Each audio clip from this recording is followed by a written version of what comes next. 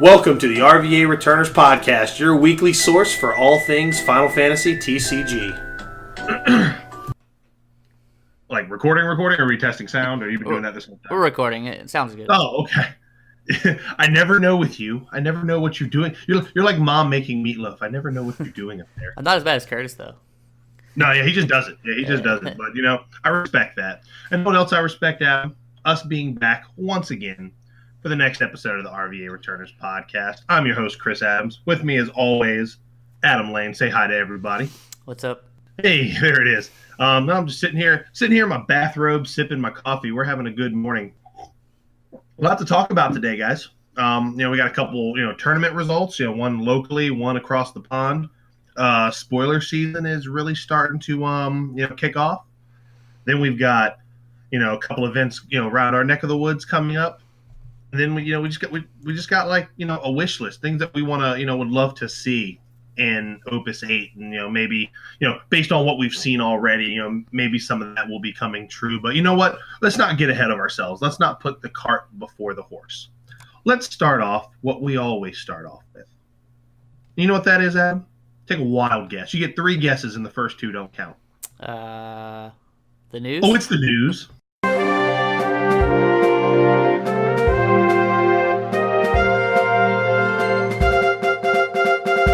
All right. So first up, let's talk about the Grand Open that took place last week in Bologna, I believe it was how you pronounce that. Yeah, we'll go with that. Great. Sounds great.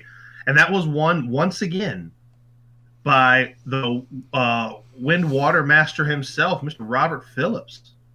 And Adam, I know you've got the top 8 in front of you, or top 16, or how. I think they did top 15 on this one, actually. I have the top 8.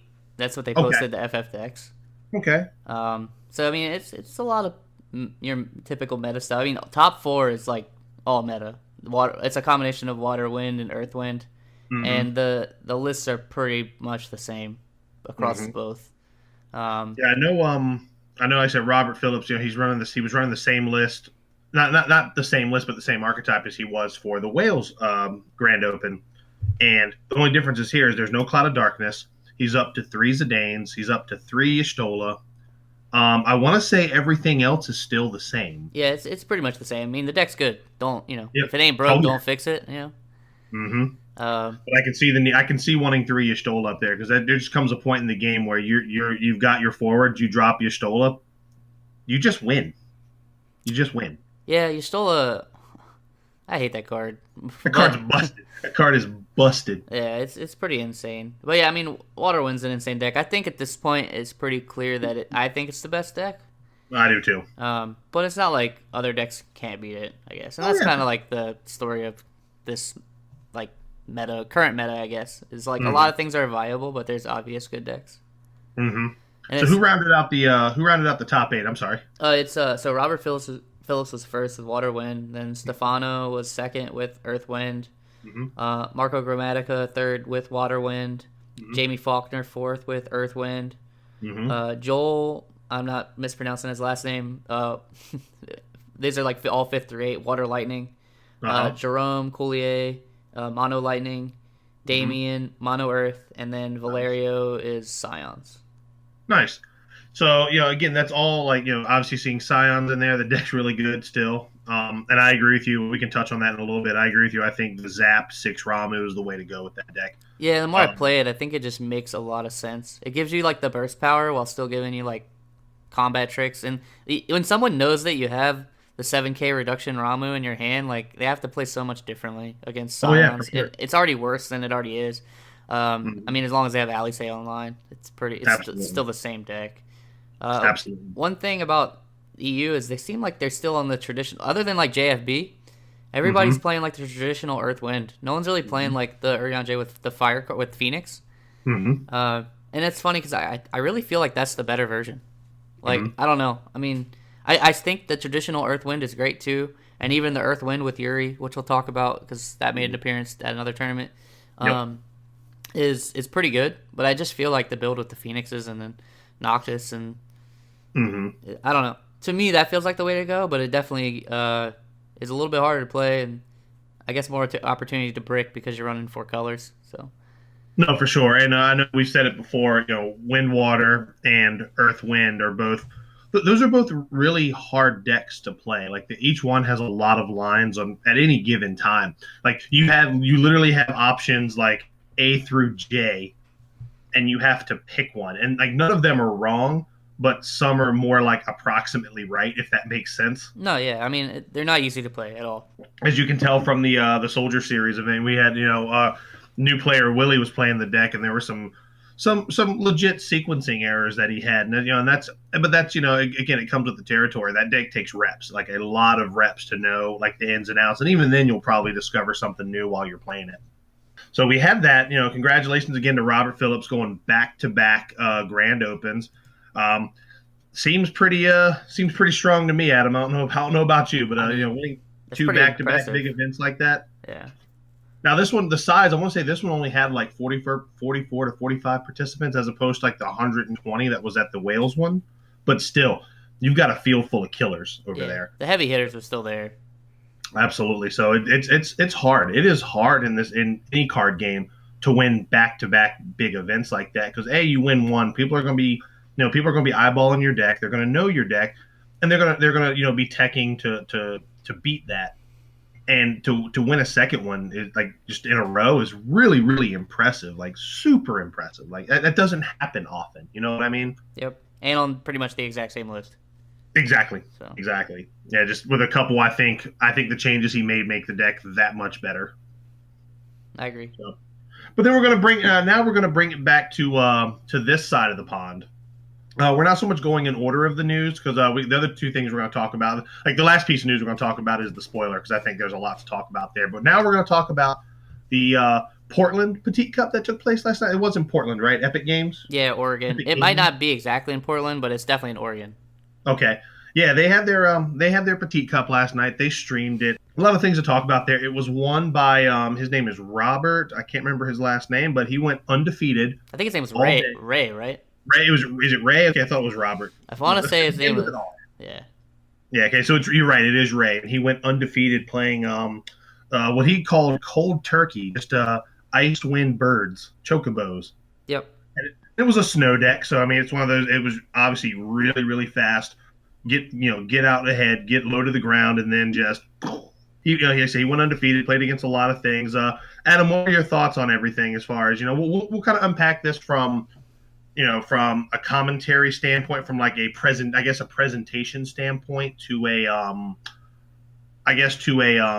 deck breakdown, kind of thing. There's a lot of different stuff being played at this one. Yeah, I don't think I saw a single water wind deck, which is odd.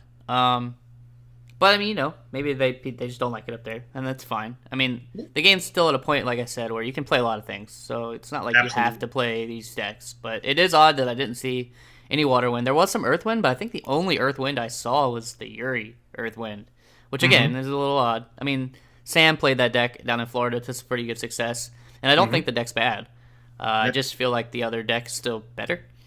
Yeah, it was Ray Chow that won, so I just had to look it up. Yep. I apologize for calling you Robert. You're clearly a Ray. You look like a Ray. Yeah, and I feel like he played pretty well all day. And I feel like a lot of people weren't experienced in how to deal with what he was doing.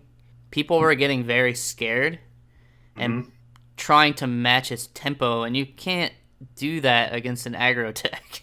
Yeah, especially one that's got snow on the back line. If you drop forwards, they're just going to party attack and pull your two guys that you just played and just continue to reap the value out of it. You have to get to a point where you're outvaluing him, and you can't do that on like one or two backups when he's he's also playing backups, right? Like his Snow is a backup, so he's building resources while hitting you in the face. You can't just play stuff that's not giving you resources and then still get hit in the face. Like that's essentially what I saw people doing. And like I said, I think he played well, and I think a lot of his lines were spot on, the way he did them. There was some sloppiness on stream for sure. I saw a few things that were a little strange. Yeah, I mean, I guess those things will sometimes happen, but it would just be nice if they're cool. I mean, they happen to us too sometimes. Like I go back and watch our stuff, and yeah, I mean, other than that, I guess the stream itself, I'm not a huge fan of just the players commentating for like an event that's supposed to be like this caliber, I guess. Thought that was kind of weird. Obviously, downtime's still a problem. Cutting the stream off in between rounds is a little bit of a bummer. The interview seemed short, like very short. Like even when they pulled Ray on at the very end and they asked him one question and then they were like, "See you guys later." Like that was it. Well then. But the quality was good. The stream picture, was beautiful. yeah. I thought it looked great. It looked absolutely aesthetically, it was pleasing. But I agree with you. I think downtime is still a problem. And granted, it is easier said than done, right? Like to go back to the reunion. You know, Rice and I sat there on commentary. Like you can watch the progression of the day. Like we're so full of energy and lively, and then coming down like we get to like top 8, and we're just like, yeah, he played that card. Whatever. Yeah, you need like a tag. You need to tag out. Like if you're gonna do that, and I think we've talked about that with our stuff. Is like you need a partner, another partner of commentators to like tag out and take a break so that you're ready to go again. Especially when you're gonna play top 8 that day at a Petite Cup. You know. That's right. Even Arn Anderson had to tag in Tully Blanchard every once in a while. You know what I mean? Yeah. I mean, and I just hope that the Crystal Cups don't do this, because like dropping a stream in the middle of a round and then having to wait for the video to come back up on YouTube is super annoying.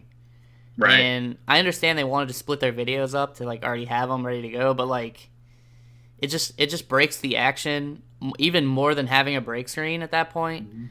Mm-hmm. And then you have to wait and keep refreshing the channel until you see the video come back up. Yeah, it's because there were a lot of times I had to keep refreshing, and I would still get like something else. And like I said, this is the first time they've had that. I guess the first time they've had to stream something this big. They just do their locals 3 nights a week, which like you said before, having that's fine for locals. The way they're doing it is absolutely killer for locals. Oh yeah, I mean, you want people to play, and so being able to like hear the players while they play, that's fine for a local event, because that still allows everybody that wants to play, they can still play. Mm-hmm. And you still get like a quality stream out of that. But when it's like something like this level, even though it's just a Petite Cup, I feel like you can't do that. Like you need to have something to keep people engaged. Yeah. And that's the pace for, like, especially if they're getting a Crystal Cup too. Yeah, and like it's not going to be engaged if like me and you are playing each other and I'll be like, I'll target Zidane. That's boring. And I don't know how better to explain it. And then I mean that's all I got to say. Yeah, like overall, like I said, I thought it was great. And this, and it's not just them. Downtime has been something that's been indicative of this entire like streaming, of the entire like streaming endeavor of the competitive events, and that's globally. Downtime is a problem, and I just don't. It's getting better clearly, but it is taxing. It does wipe you out, and I know there are things that it's hard. I'm not going to say it's easy, because just because we do it doesn't mean it doesn't wear us out, and it's a lot of extra work that goes into it, like making the slides, having the backup match. That's money spent on extra equipment. Being there tied to that chair for 8 to 10 hours at a time. That's a day of work. Like that is literally a day of work.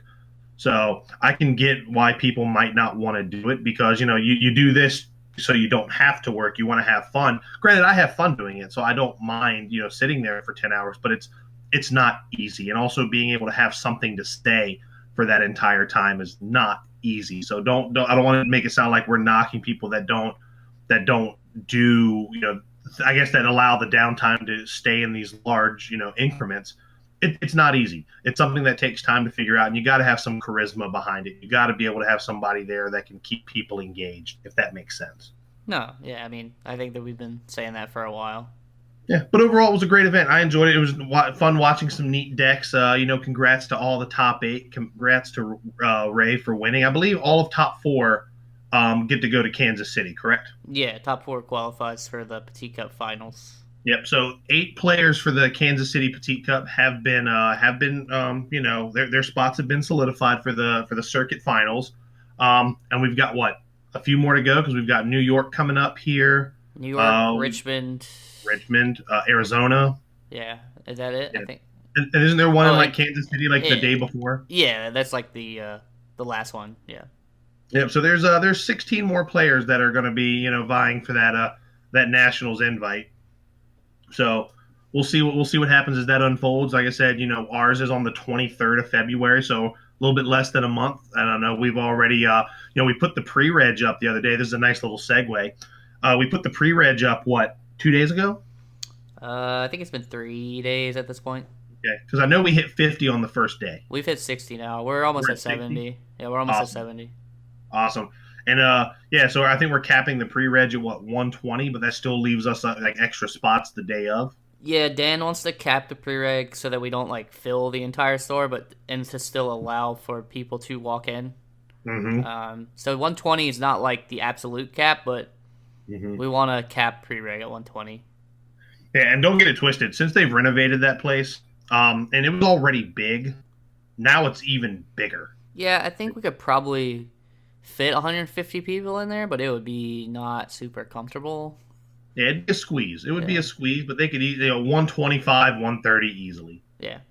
So, and that gives you, that lets us, gauge where we're going to be at for the Crystal Cup as well. But yeah, if you plan on coming to RVA, go ahead and message Daniel Jones or Adam here, and they'll get you on our list for the pre-reg for the Richmond Petite Cup. We got a lot of prizes. I'm actually sitting here at my computer. I've actually got the full art Y'shtola in my hand. It is a beautiful, beautiful card and a great and one suitable for champions, I should say. Yeah, and we might still add more to the prize pool. I'm still trying to figure stuff out. So. Absolutely. So we got a lot there. And then this Saturday coming up, we're going to be going down to Game Theory down in North Carolina, the Ranch Masters store. They have I believe they're calling it the Keyblade Invitational or Keyblade Open, I believe is what it's called. Keyblade Cup, I think, because they're giving away a replica Keyblade to first place.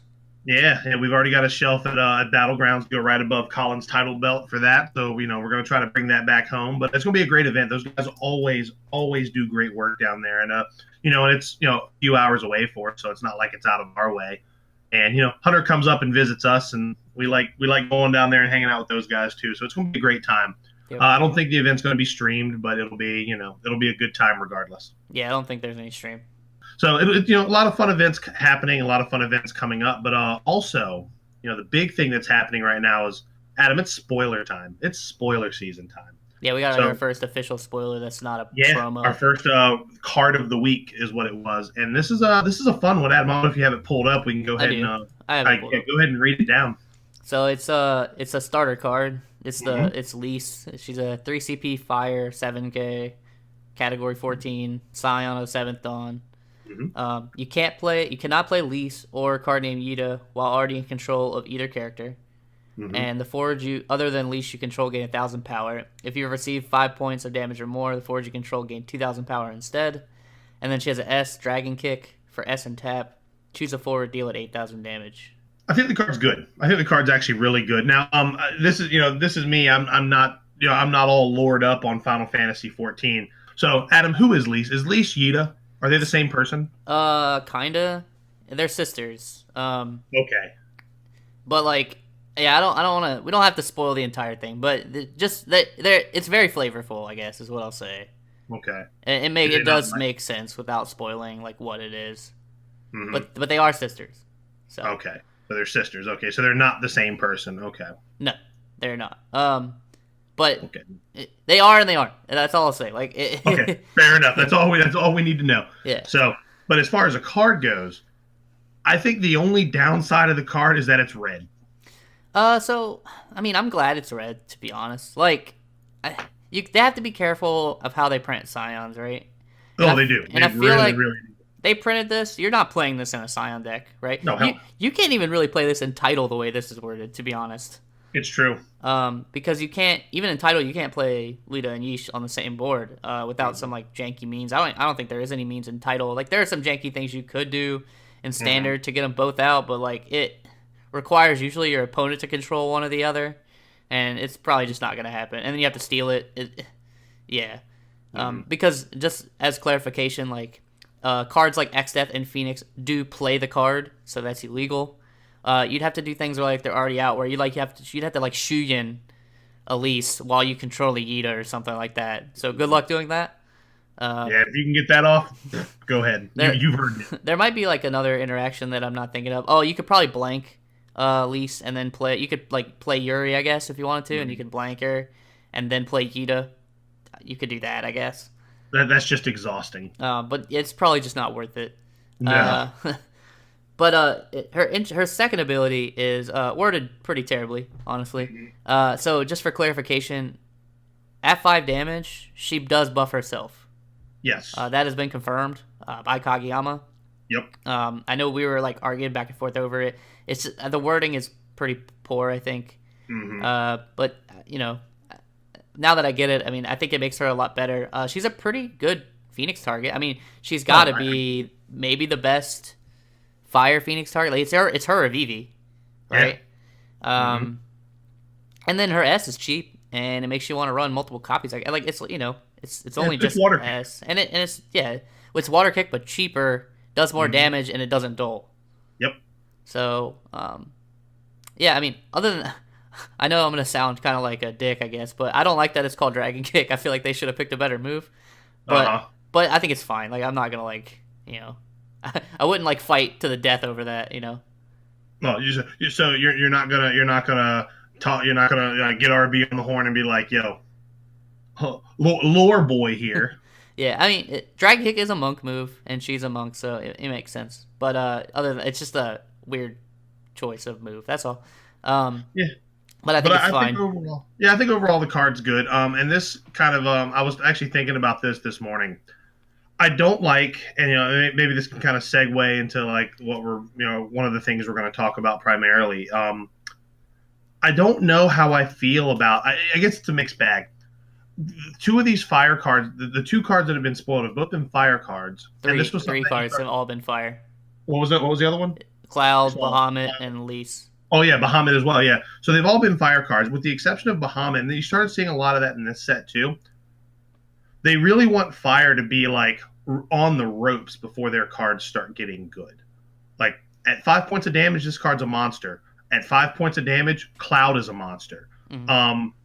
Jet becomes a monster at 4 points of damage. Samurai becomes a great card at 5 points of damage. I like the idea, and I get the mindset of using your damage as another resource, or your damage threshold as a resource. But it's just rough when you want to play these cards, but like they're not really like you haven't even seen their final form yet. You've got to be like on the ropes to really get the max value out of some of these cards. But then you get a card like I don't know, like a card like other elements get a card like Genesis, Dataluma, Chelenka. These cards are great at any point in the game. What are your thoughts on that? Because I get it. I get there's like this factor where like you can kind of build with fire. Then it's like, all right, well, I'm at 4 or 5 damage. Boom, boom, boom, boom, boom. I just take over the game and win. But that's a slippery slope, and that you're kind of on dangerous grounds. Once you hit that 5 damage threshold, it doesn't take much for you to just lose. Yeah, I mean, I do think it could be good. Like, if it allows them to turn the corner hard enough, it could be hard to finish them off. Like, if your forwards just get gigantic and you're just dropping dudes for like 1 CP, at 5, like, you're gonna be able to put enough bodies. Obviously, like, unblockable stuff is still gonna really be dangerous for you. Like cards like Adele, you better have ways to deal with them. And typically in a fire deck, it's gonna be pretty easy to kill something that's a 5k, right? Right. Their problem cards won't change, though. That's my issue. Like, Y'shtola's still going to be a problem. Dadaluma's still going to be a problem. I guess you could get big enough to not care much about Dadaluma and just swing over him. But Y'shtola is still going to mess with, like, a lot of your tricks that you're going to have. And you can't kill her with damage, which is, like, everything you have. So, I still hope that Fire gets, like... And I guess we could talk about this in Opus VIII. So, the main topics, I won't talk on it. But, I mean, it's like... Yeah, I don't know how good it is yet, but it can be good. I saw somebody like say that they hope that they print a fire card that like pretends you're on a certain point of damage, and I think if they do that, that's gonna be absurdly broken. Oh yeah, like absurdly broken, because unless it's like somehow specific to fire. Like, can you imagine playing Noctis and then playing that card, and you're like, I'm at 6, like yeah, it's like. Or 5, excuse me, and every time you would take it. Yeah, it seems slightly overpowered. I get it. I get the sentiment. I get like the idea of a mechanic, but like stuff like this, with the way this game is put together, like stuff like that, you got to be so careful, so careful. Yeah, I kind of hope that I was kind of hoping that they would just push Fire to be some sort of aggro deck. Like, I mean, look at the Warrior Light deck. The Warrior Light deck's pretty decent. Yeah, it's fast. It's really, really fast, and it has a lot of it has more gas than you would think it does. Yeah, so I mean I really think they should have just supported that more instead of trying to make Fire go to this slow tempo, I'm gonna take damage thing. Yeah. So yeah, I mean, but granted, that just means you can play 3 Edgars in that deck. So I don't know if he's gonna fit, but you could try. I will. Yeah. But and so that's about it for the news, and we'll kind of unpack more of what we were talking about with Lease. So we got kind of 2 main topics here, and the first one is kind of derived from, I know earlier, I want to say it was either earlier this week or late last week, they showed this portfolio.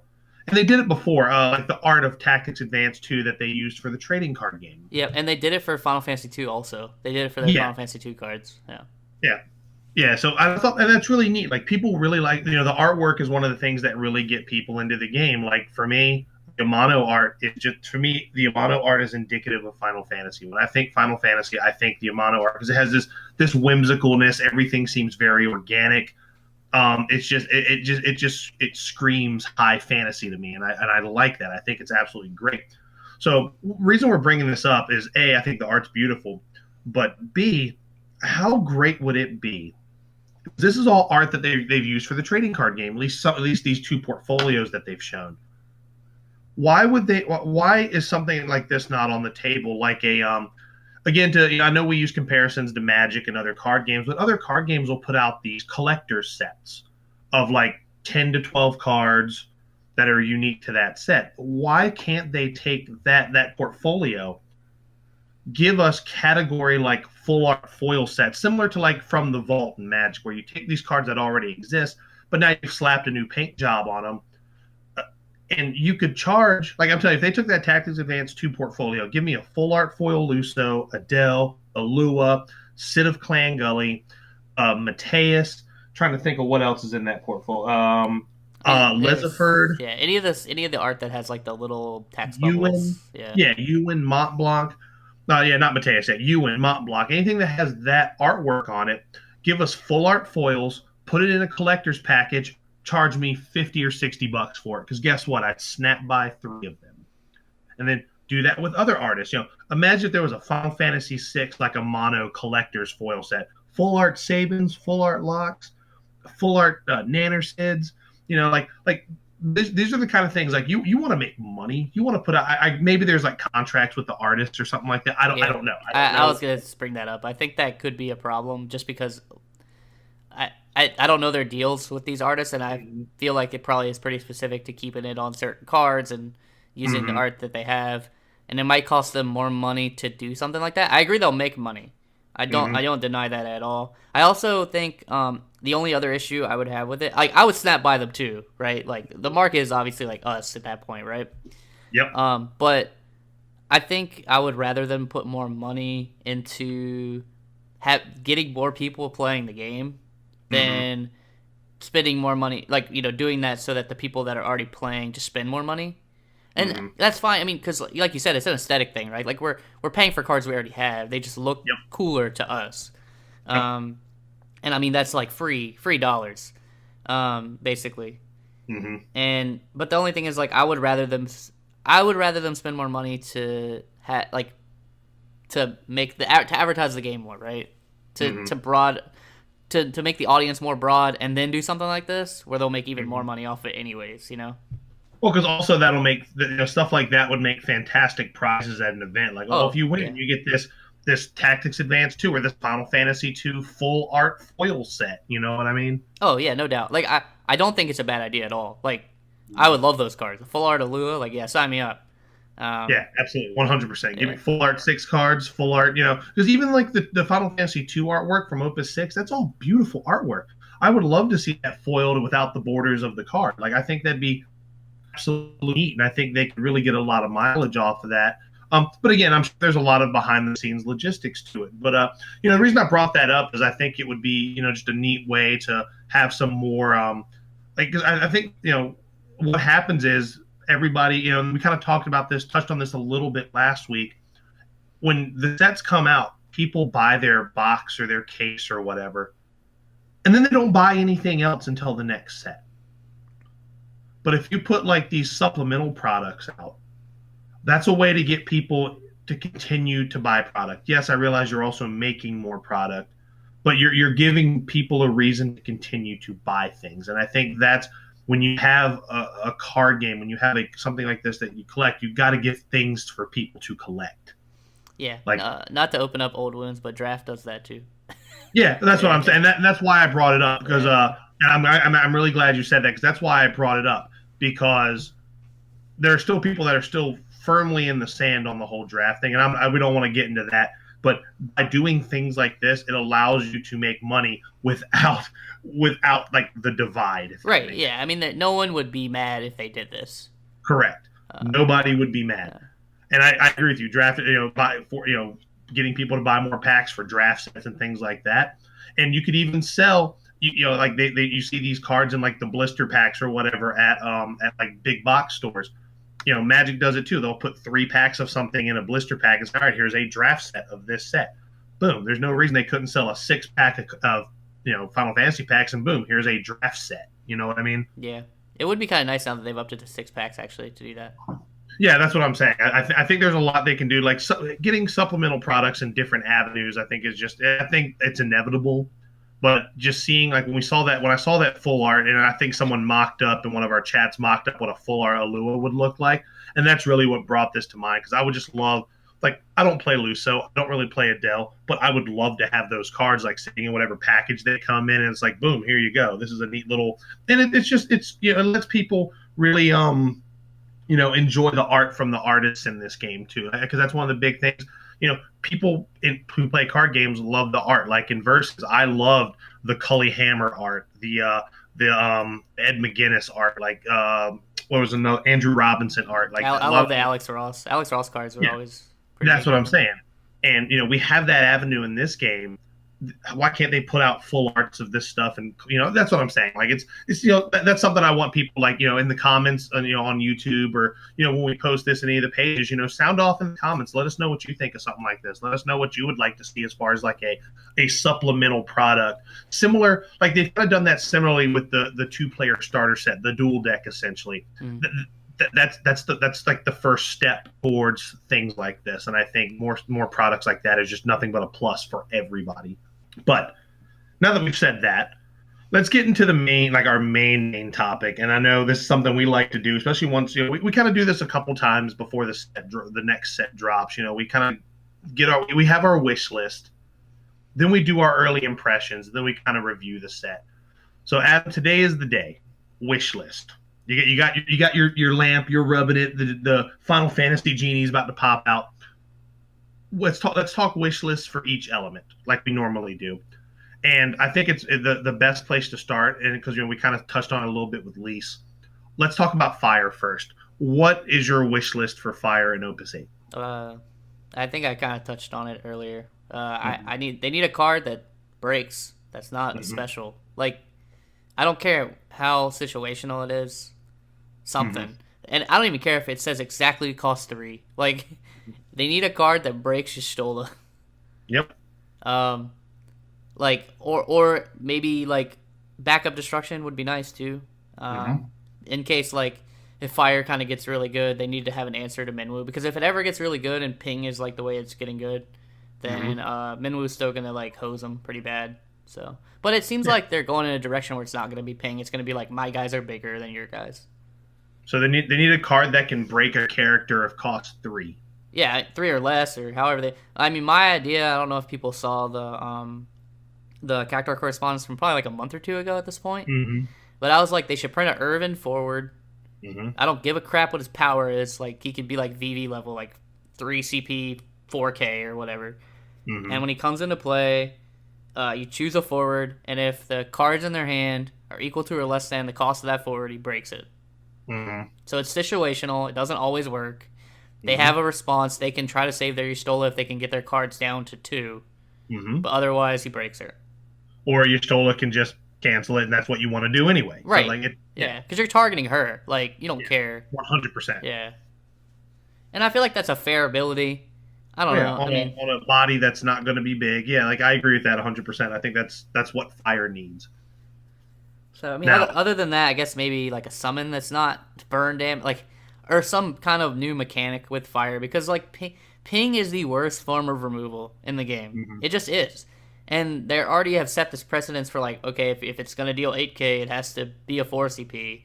But the problem is, like, you're spending 4 CP, and you might kill the 4 CP. The thing about, like, cards like Odin is, like, I'm spending 4 CP, and something that's 4 CP or less is going to die. Like, doesn't matter what their power level is. Yeah, so I think that's the big issue with Fires and Removal is, like, it's all this stacking damage, and there's just too much things you can do to stop stacking damage from happening, or too many responses you can have. And sometimes, sometimes the other guys are just too big, and the damage doesn't matter. Right, so what you're saying is, just straight up, like, because also, too, what we're looking like is Fire is really playing on this damage threshold thing. Like, we've kind of seen this in the last 2 sets. Do you think that's something they're going to continue to focus on? Like, Fire is just going to become amazing once you hit 5 points of damage, and you'll have more cards that let you damage yourself? Probably. I think the issue is because of the precedent they've set with the damage on summons. They can't print other things that are just flat out better without worrying about, like, power creep, right? Like, if you print a 4 CP summon that does 9 or 10k damage or something, like, that's just innately going to be better than a lot of things that already exist. And, and that's why they worded Bahamut the way they worded him, right? Even though you have to pay for that. You have to pay for it with backup. Otherwise, like, it would just be a better card, right? Like, that's why they did it. And they're trying to do that with across all elements. There's really no card that does the same exact thing as another card in this game, aside from, like, cards that are just blank, you know? Yeah. And I think they're trying to keep up with that, and I think that's an issue for Fire, is because they don't want to just print something that's flat out better than what we already have, and what we have is not good, you know?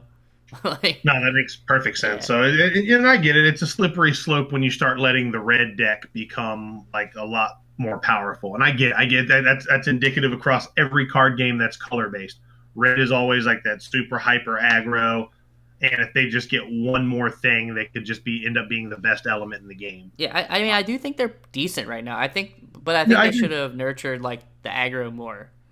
The Warrior of Light deck is very, very real. It has been very real this set. Yeah, so I think giving stuff to that instead of trying to push another archetype. But, you know, maybe when they designed the set, you know, they didn't know that aggro deck was going to be good, you know? Right. So it's possible that makes sense. Yeah. And that's why this is our wish list, right? Like, we don't know what's going to happen. Like, I think just based on what we've seen so far, they're pushing a real big, slow Fire deck because, you know, Cloud costs 5. You have to pay for Bahamut with backups. And Lise is good when you're on 5 as well. And, you know, obviously you want to have an established board when you play Lise because she's an anthem for everybody else. Yeah, I mean, it could be good. The payoff has to be still a bit better in order. There has to be some other payoff card in order to make this good. Because you're going to be, like, getting rid of a lot of other stuff. I mean, obviously you have, like, in that deck you're going to be playing, like, K-Tuna and stuff to make your summons better. You're going to run this release card. You're going to run Jekt, you know. But the problem is those cards outside of Jekt, but Jekt, it has to hit the threshold to be good, are slow still. Like, they're still slow. They don't really do much the turn they're out, and Fire definitely needs that too. And that's another, I go back to the Irvin again. Like, if you print a card like that, he does something. The turn he comes out, he's going to do something. It doesn't matter if it fizzles or whatever, but he's going to do something. Like, and that's what Fire needs. Fire needs cards that do something. Like, they need more cards like Aegis. They have something when they hit the board, they're doing something. Yeah. But, and also too, right? Like, if you turn Fire into this slower tempo kind of game, the best decks in the game, and this is, if we're to take, obviously this is, you know, kind of the future of Fire based on what we see versus, like, the current meta. If you allow Earth Wind to get set up or Wind Water to get set up, I don't care how big your dudes are. They're all just going to get knocked down to Yuri, or they're going to get Dodaluma down or Diabolos down. Yeah. You know what I mean? Yeah, and that's what I'm saying with payoff cards. Like, if they're going to do this kind of slow, I'm going to turn the corner hard deck, they need a big payoff card, and I haven't seen that yet. Like, great, my guys are plus 2k, you know, with Lise, that's good. And I mean, that, you know, it's going to let me get over top of things, and I do think she's a good card. But they need some other payoff card, something else. And it needs to do something instantly. Like, if it comes into the field, enter the field. If I'm at 5, do something really good. Yep. And then maybe give me a static effect after that, something. But it needs to have an immediate impact. Like, it needs more. You need more cards like the 5 CP Cloud that when it comes into play, it does do something. Yeah, I mean, I think that card is good as well. I think it has to be something else. I don't know what it is. I'd have to, like, sit and think on it, but I think they need another payoff card. Right, and something that's good at any point in the game, because right now, like, Cloud really gets his value late game, or when you're like, cool, I'm at 6 damage. All right, well, let's put 9K onto this thing, and whatever.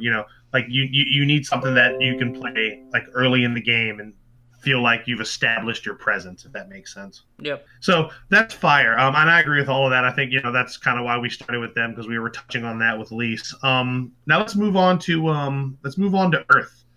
As far as wish list for Earth, what would you like to see? I guess don't give them any more Earth Wind cards. Like you can't push that archetype anymore. So like no good Final Fantasy 11 stuff. Yeah, that's a dangerous print. Anything that pings is dangerous. I mean, obviously Earth doesn't have a lot of cards to do that. That's why they run the Wind. And they have to be careful about like more toolboxy stuff. I think they need to push the big doofy dudes again to make people go back to play an Earth deck that's not Scions, that's not Earth Wind, and even I guess the Earth Lightning decks that like similar to what Ian's been running, which is just right. They need to push an archetype that's running Earth that's not a control deck, I guess is what I'm saying, because all those decks are outside of Scion. Like Scions is running it for the Scions, but like the Earth Lightning and the Earth Wind, like those are control archetypes. So I don't know, push like a mid-rangey kind of. Yeah, kind of like I know we were talking about this before the podcast, but like the Opus VIII style mono Earth, push that. Yeah, bursts and doofy forwards, but you actually like play backups and establish, not like the NorCal special where it's just Yang, Ursula, Vanille. All right, deal with this, and I've got EX burst to back me up. Not that style of Earth, but I mean, even if they push that too, that's fine. A different style that is not the control style. Yeah, well, for Earth, I want to see, because we've already got Noctis, I want to see them push archetype with him and the rest of the boys, as it were. Give us a category 15, because category 15 is supposed to be pretty prevalent in this set, correct? Prevalent, I don't know, but I think they said there's at least a card in there. Okay. Yeah, just because it's on the list doesn't mean you're gonna get a lot of cards. I don't learn that. Yeah, so I mean, it's possible that we get the 3 other party members. Yeah, I'd like to see that, because obviously, just from what we've seen from the Brave Exvius Fan Fest overseas, that there's a lot of Brave Exvius cards coming out in this set, and they look like they're fire and lightning and wind is what I saw primarily. I don't think I saw any yellow cards. I think if I remember back to like the naked artwork that I think you're right. Yeah, I think you're right. I have to go back and look, but I think you're right. But I'd like to see them, if they're going to print the rest of like, Noctis's boys, I'd like to see them either in Earth or Fire, and kind of make them this own like self-contained archetype where they make each other strong, similar to like the Brandelis, Sigwardius, and Pelennor, but better. It'd be dope. That I don't know. I just thought of this. What if they printed a Gladio that said if you take 7 points of damage or more, you don't die as long as he's on the board? That'd be really hype. That would be really, really hype. It's one of those. Yeah, like there's cards like that in Magic where like the Gideon emblem from Amonkhet, whereas as long as you control Gideon, you can't lose the game and your opponent can't win the game. Because like the thing is like you could still keep taking damage. Like you could go to damage 7, 8, 9 as long as he's on the board. Obviously, you'd have to make him like removable. Like you can't make him like stupid. But that combos really well with Noctis because it'll give Noctis the extra 6 damage triggers. Yep. And then if you can back that up with, something like your Stoller, that'd be really, really sick. And I think that'd be incredibly powerful. Like, you could make him the legendary. Obviously, there's the legendary right there. But I think that'd be really neat. And yeah, like all you got to do is remove him and cool, that's it. Because it's, I like that. I like that idea a lot. Then obviously you can use Earth cards like Titan, Cockatrice, stuff to protect him, to keep him on the board. So I think that'd be really neat. I'd like to see something like that. And that's what I want to see out of Earth, just something with Noctis and his boys. I want to see them do some kind of like new self-contained archetype.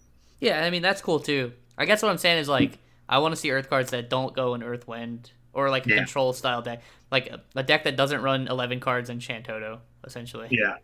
No, I agree. I think that'd be nice to see it kind of switched up. So now let's talk about water. This is one that really hasn't changed much ever. Yeah, I'm not sure what to give water, to be honest. They. Something that's not Fasolia, because that seems really the only way to play mono water right now. is to play like little dudes with Fasoya and burst summons, and then drop your Cloud of Darkness. Like it's pretty cut and dry how you play water, and it also is the reason why I feel like it's not top tier right now. It's because of that. I honestly, well, it's very narrow for sure. I don't know what to give them. Like, I'll let you go first, and I'll think about it. Well, I don't know. Like, I think if you're gonna give water a different avenue, you might have to, give it kind of a category synergy, kind of like how they did in the last set with Guardians.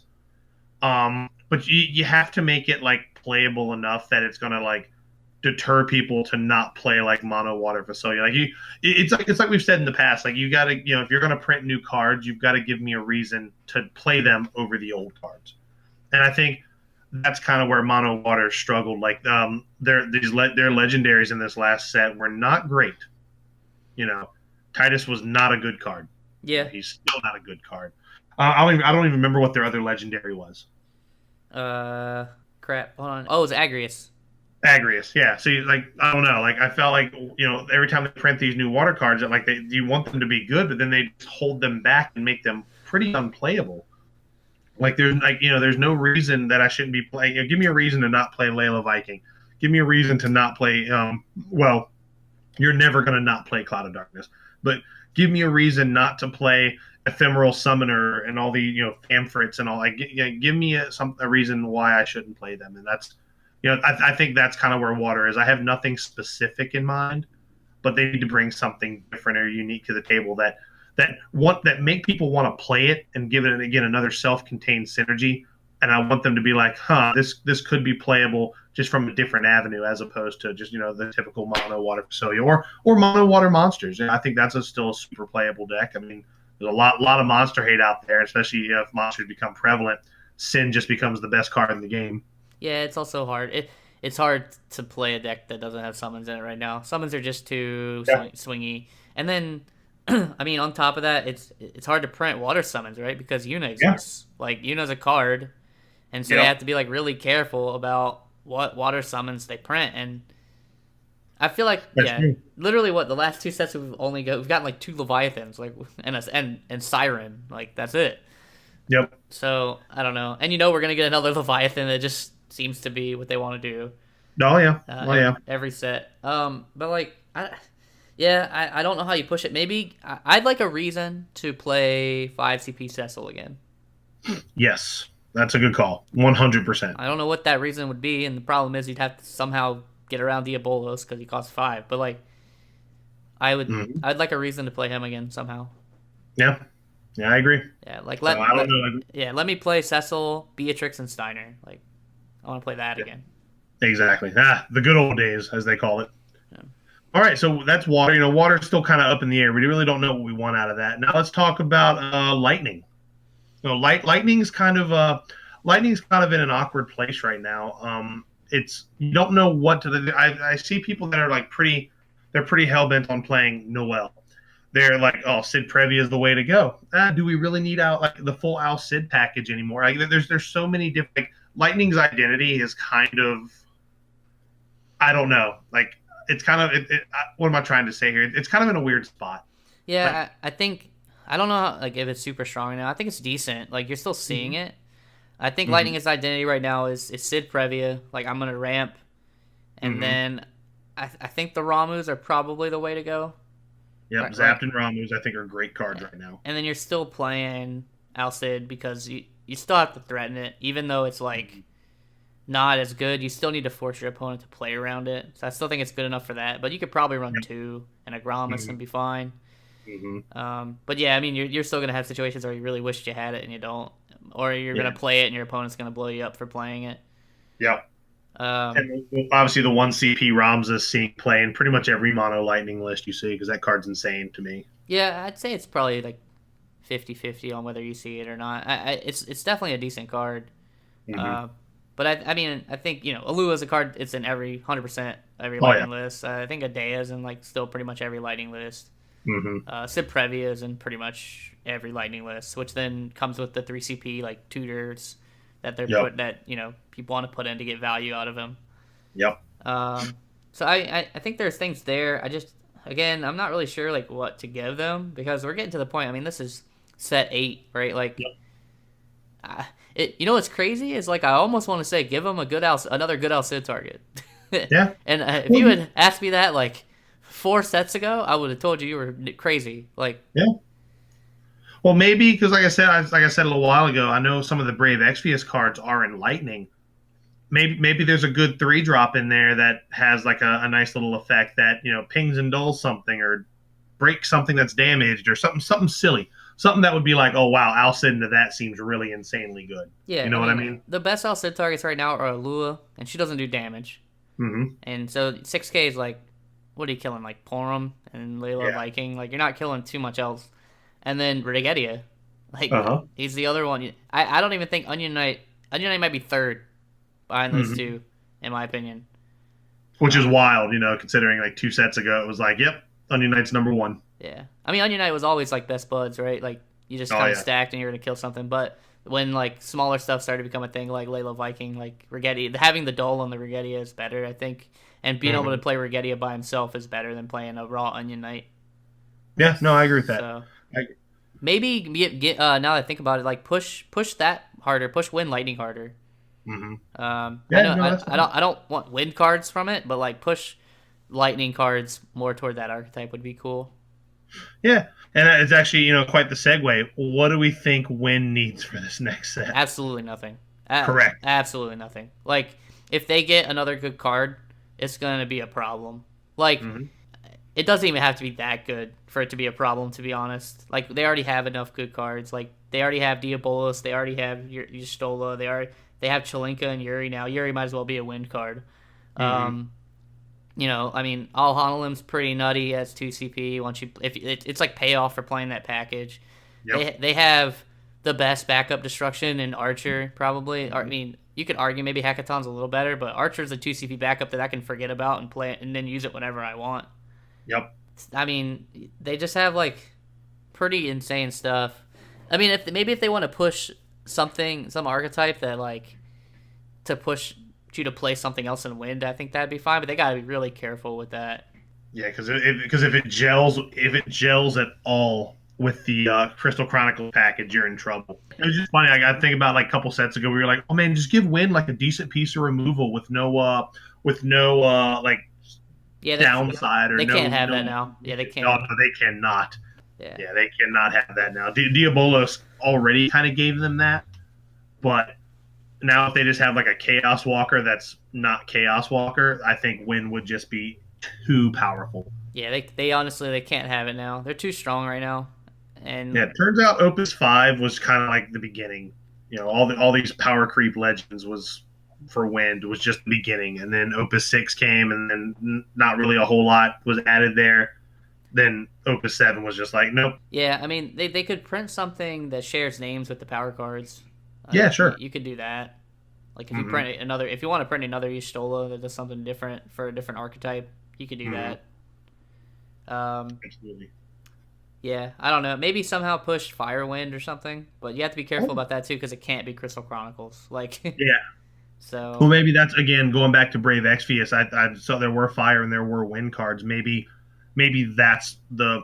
I think Brave Exvius might even be pushing either Fire Lightning or Wind Fire. I don't, or even Wind Lightning. I mean, obviously there's going to be the archetypes built into that, so we'll see. I think if it's good enough, it'll get people back on Wind Lightning again because that deck was always really good. Yeah, I mean, it was one of the first decks I started playing competitively. Like when I got back into the game in Opus 4. But yeah, I thought the deck was good. Every time I build it now, it feels so all over the place to me, and that could just be because the deck that I'm building isn't good. But just like it feels like there's so much you want and you can't have it all, and then that just limits the deck. And then you look at it and you're just like, why am I not playing Earth Wind or Wind Water? I think that's the problem. Well, maybe if they do the Brave Exvius stuff right, maybe it'll be like, oh wow, this just has such amazing synergy. It's got all the pieces it needs. It gels well with some of these older cards. Let's just try this.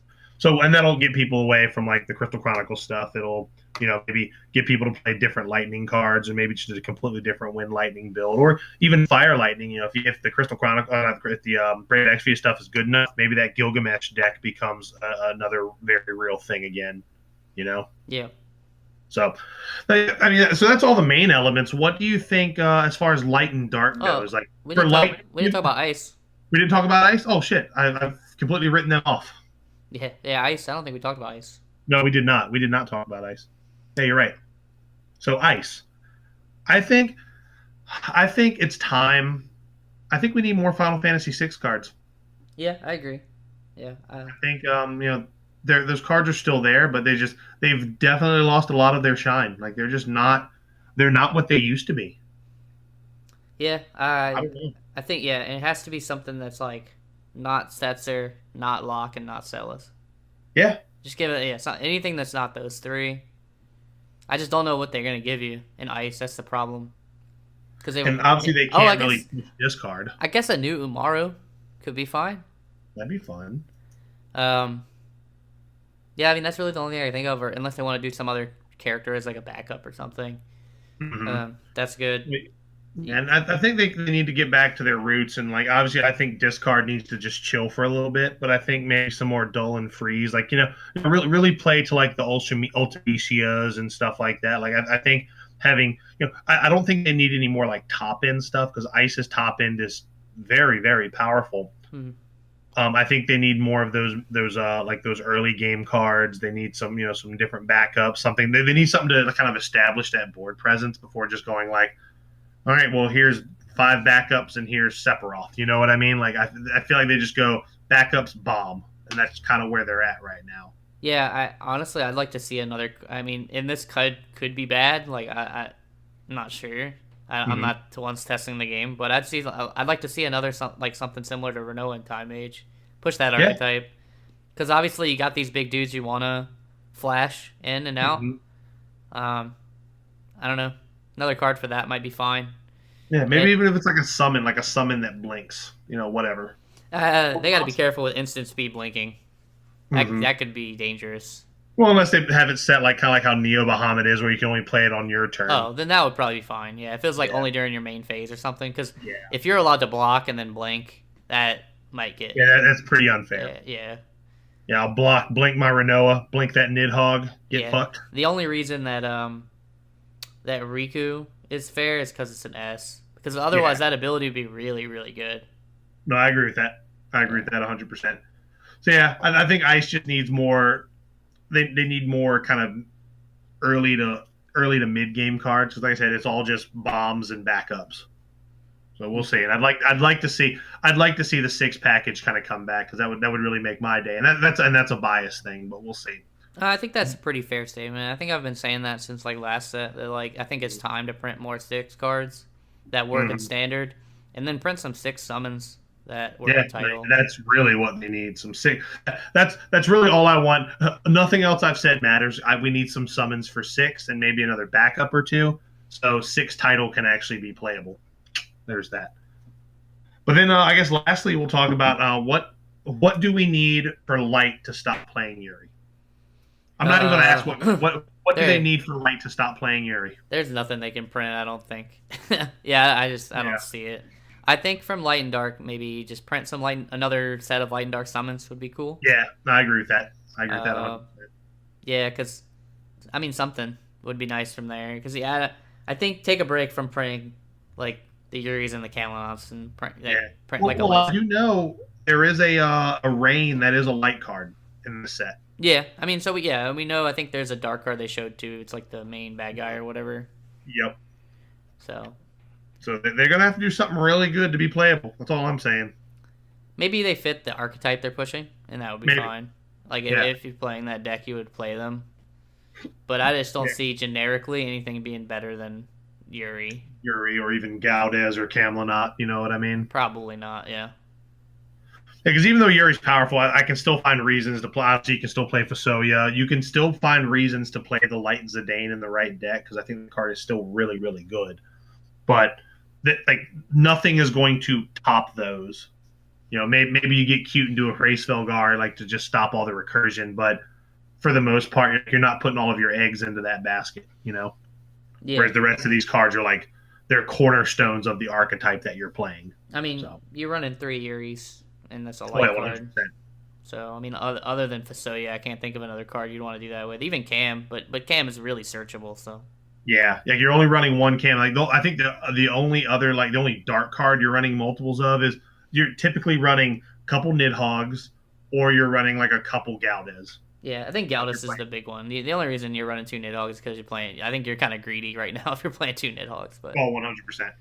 Yeah, Galdes is just good. Yeah, Galdus you can play multiple times during the game and feel fine. Yep, absolutely.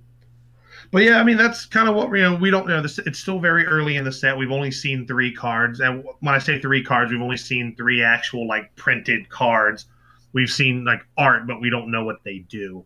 Right. So it'll be interesting to see because Opus VII, really kind of shook the meta up, and now you're seeing like Wind really get its day. Is that going to continue into Opus VIII, or will Fire finally be back on the map? Like we don't know. Like I just don't know. We'll see if they. Maybe they'll print more Warriors of Light. Maybe they'll print more Tactics Advanced stuff because I know they showed that art for like Marsh and the other Dimensions Warrior of Light. Yeah, that's definitely happened. I mean, we're getting more Tactics Advanced 1 stuff. So yeah, so we'll see. It's still early, and they're going to be spoilers should be coming slowly but surely. We're about 2 months away from release, so I would expect as each week comes up to see more spoilers, and that'll give us maybe we'll be starting the Breakfast Club back up for the spoiler season. Yeah, I mean, he already said the next spoiler is going to be from the 7 starter deck, which means it's probably going to be Tifa.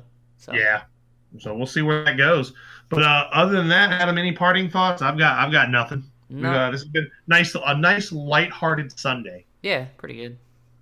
Yeah, but that's all I've got. Just remember, we got the RVA Petite Cup coming up on the 23rd. So if you can make it, go ahead and pre-reg. If you can't, tune into the stream. It's going to be a great watch. We're gonna, you got myself and Adam. We're going to be on the 1s and 2s, calling all the shots. It's going to be a great day, great prizes, great people, and then of course, we got the Crystal Cup coming in July. But there's so much more between now and then. So stick with us. Yeah, and we've started putting more articles up on the website. One of the guys written those math articles. Yep, and so I haven't really been sharing them out to the pages, but I've been sharing them to our page. So if people are interested, they can definitely check those out. And I've been tweeting them and stuff too. So. Mm-hmm.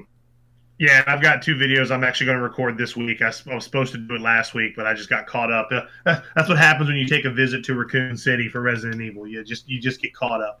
But I've got 2 videos I'm trying to record. I'm just going to go ahead and do the first 2 change my mind episodes. So I've already got the 2 cards I want to cover. So we'll have some more content for everybody this week. And other than that, I'm gonna go ahead and sign off. I'm good. I've had a good day. It's been a good morning. Yep. Sounds good. Yeah. Well, friends, till next time. Yep. See ya.